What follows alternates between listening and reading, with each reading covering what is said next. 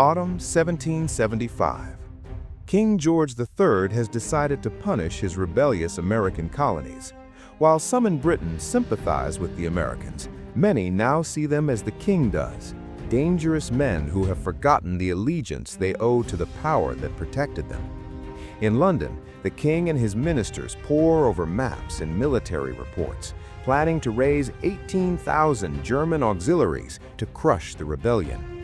Once these rebels feel a decisive blow, the king believes, they will submit. Across Britain and Ireland, ships are requisitioned. Nearly 20,000 soldiers gather at ports like Portsmouth and Cork. It will be the largest expeditionary force ever sent from Britain. In Philadelphia, the Second Continental Congress knows an attack is coming. George Washington commands the main Patriot Army, besieging the British in Boston.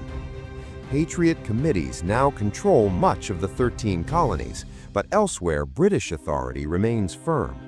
The West Indies depend on British protection. Florida fears Spain more than Britain. Native American tribes watch cautiously, many quietly favoring the British as the stronger ally. American leaders still hope Canada might join their cause. Quebec has only been British since 1763. Its population is largely French and Catholic, with little affection for Britain, but the Quebec Act has restored their rights and secured loyalty. Congress's appeals are ignored. Though only 800 British troops are in Canada, Congress fears reinforcements will arrive, so it decides to strike first. In September 1775, a northern army of about 2,000 men advances from Fort Ticonderoga under General Richard Montgomery. The force is poorly organized but determined.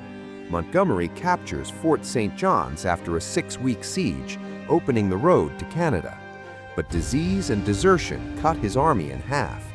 To support him, Colonel Benedict Arnold leads a second force through brutal wilderness. Rivers, swamps, hunger, and exhaustion break many of his men. Only in early December does Arnold reach Quebec.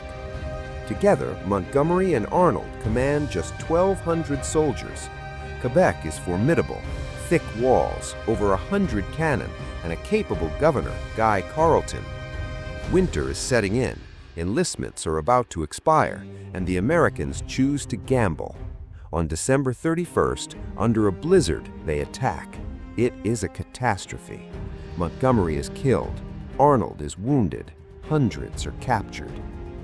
The shattered American force retreats, sick with smallpox, freezing and isolated. Arnold holds on outside Quebec, but British reinforcements soon arrive. By spring 1776, the invasion of Canada has failed. That winter, Henry Knox oversees one of the most extraordinary logistical feats of the war, hauling 59 heavy cannons from Fort Ticonderoga across frozen rivers and mountains to Boston. In March 1776, Washington uses these guns to fortify Dorchester Heights. British naval supply is threatened. After storms cancel a planned assault, General Howe evacuates Boston. The siege ends after 10 months.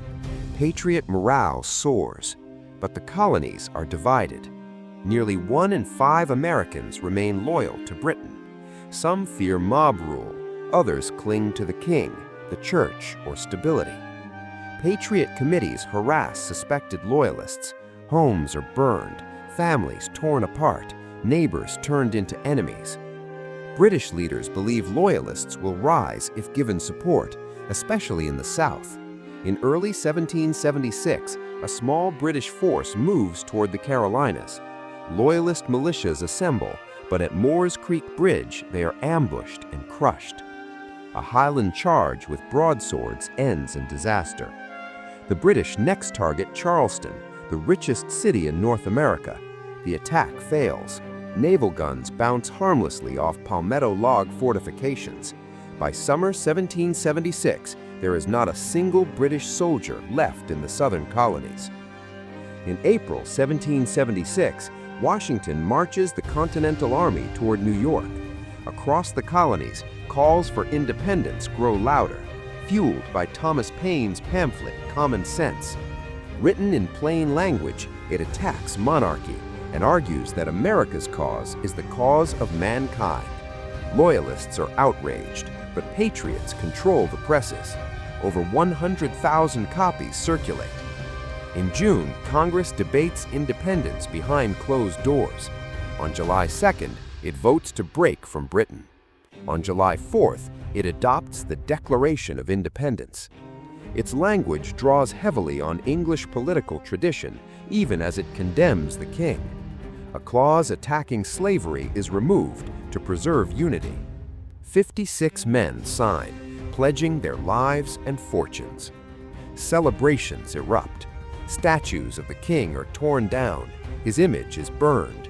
The colonies now call themselves the United States of America. But Britain is coming back.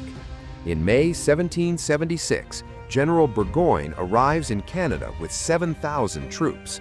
The Americans retreat. Montreal falls.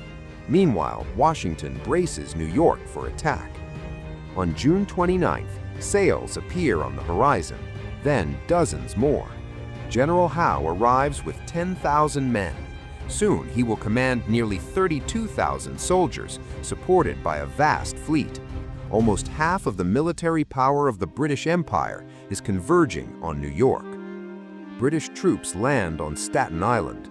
Warships sail up the Hudson, bombarding Manhattan. The British are back. The rebellion has survived its first year. Now it faces the full weight of empire.